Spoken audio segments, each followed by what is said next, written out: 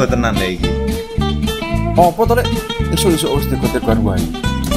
Iki lho, maling sendal. Kemalingan. Iki maling sendal.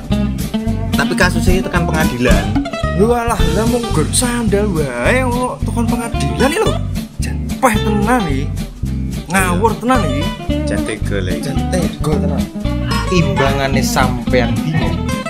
Mending nyimak acarane jaksa menyapa. Jaksa menyapa.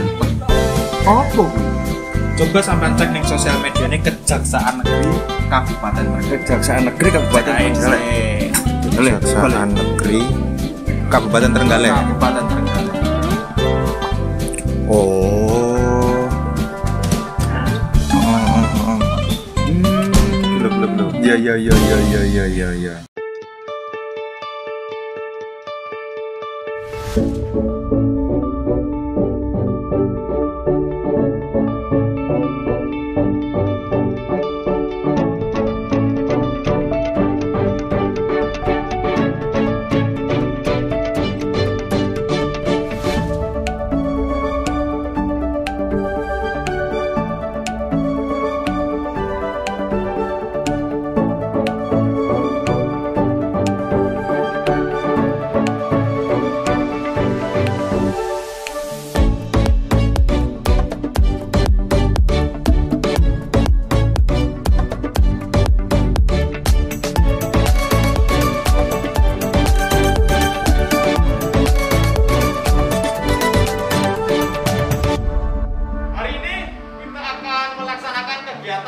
Jaksa Menyapa jam 10 sampai jam 11, tempatnya di Radio Praja Angkasa Trenggalek. Untuk tugas masing-masing telah ditentukan. Kami harap kalian semua menjalankan tugas sesuai dengan tupoksi yang telah diamanatkan kepada teman-teman sekalian. Apakah kalian mengerti? Mengerti.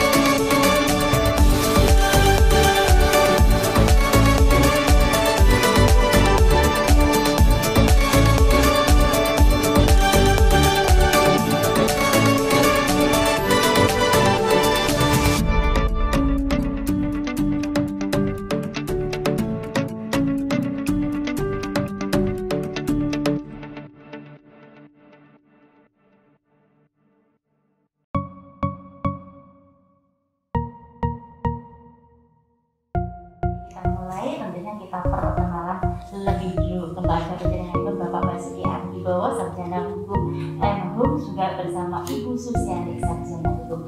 Silahkan, waktu kami persilahkan. Terima kasih Ibu Rara. Selamat pagi menjelang siang Bapak dan Ibu dimanapun berada.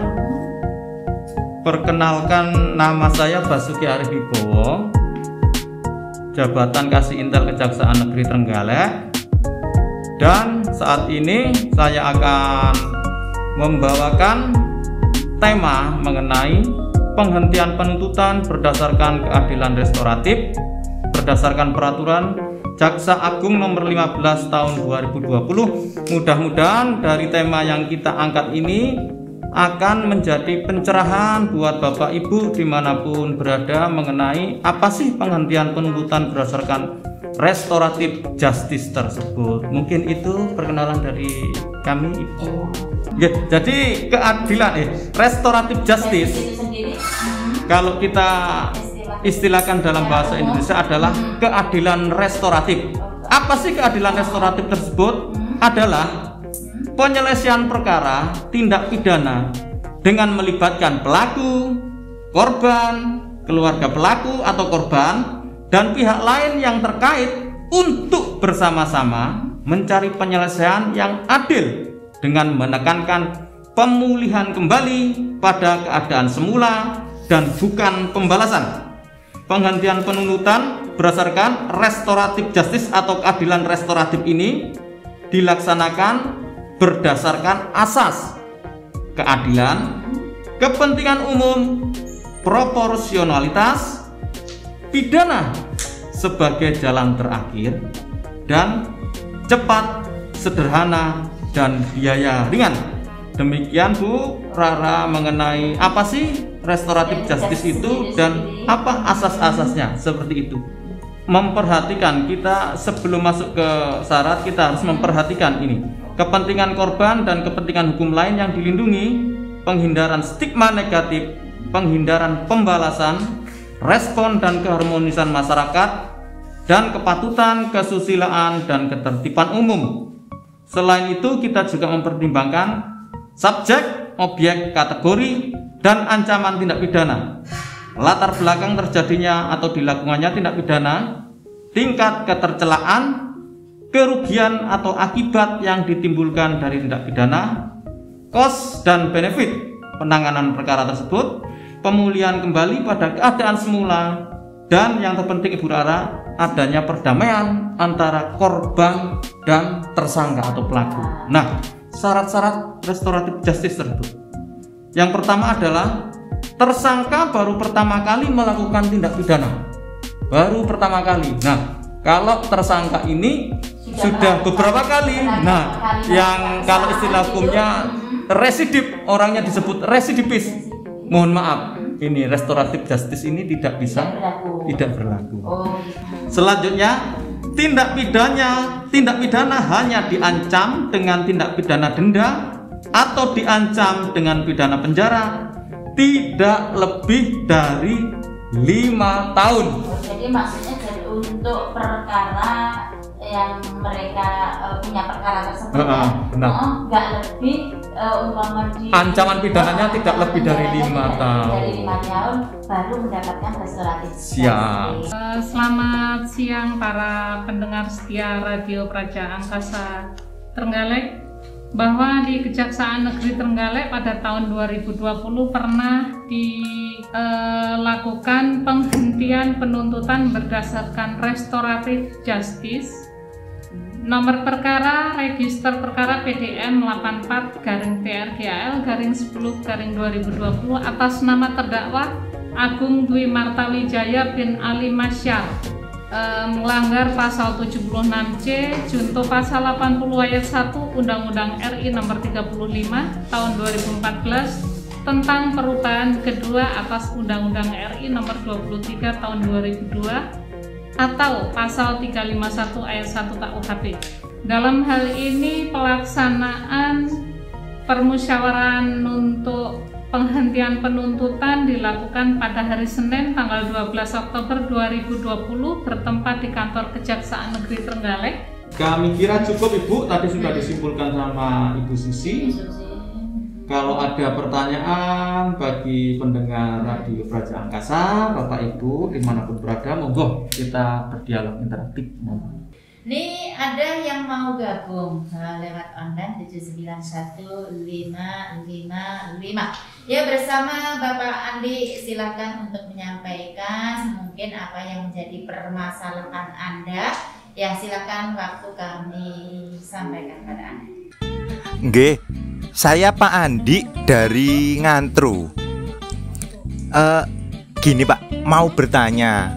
Tadi itu kan saya baca di sosial media tentang berita pencurian. Emang itu bisa ya Pak? Pencurian bisa Bapak. Pencurian bisa, tapi kalau pencurian ini kita lihat berapa nilai barang yang dicuri. Nah, kalau pencurian tentang sendal Pak, ya masa mau diproses sampai pengadilan? Nah, sendal kalau kita lihat dari sendalnya ya Pak, setiap penyidikan itu pasti ditanya, korbannya ini ditanya nih, sandalmu itu nilainya berapa? Kalau sandal bermerek, mungkin sandal merek-merek terkenal yang dari luar negeri, ya jumlahnya di atas 2,5 juta rupiah, bisa jadi toh itu tidak bisa dilakukan restoratif justice. Kalau sandalnya ya sandalnya murah, misalnya kasus yang terjadi di Palu itu sandal itu 30.000 rupiah, nah itu bisa di restoratif justice. kalau kita lihat dari sendalnya ya Pak ya, meskipun itu barangnya murah, harganya murah tapi punya nilai sejarahnya gitu Pak. Itu gimana tuh Pak? Itulah Pak Andi, kalau kita lihat itu dari segi nilai ekonomi saja, mungkin historis atau dan lain sebagainya itu nggak termasuk. Oke, berarti untuk mengukur ini bisa atau tidaknya dilihat dari nilainya ya, nilai ekonominya. Oke. Oh no, ternyata. Iya.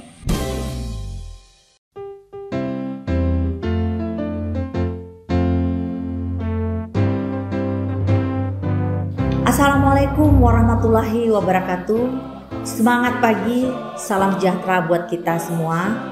Saya Darvia, Kepala Kejaksaan Negeri Trenggalek, menyampaikan program Jaksa Menyapa Kejaksaan Negeri Trenggalek adalah sebuah program dari bidang intelijen Kejaksaan Negeri Trenggalek bekerja sama dengan Lembaga Penyiaran Publik Lokal Radio Praja Angkasa Pemerintah Kabupaten Trenggalek.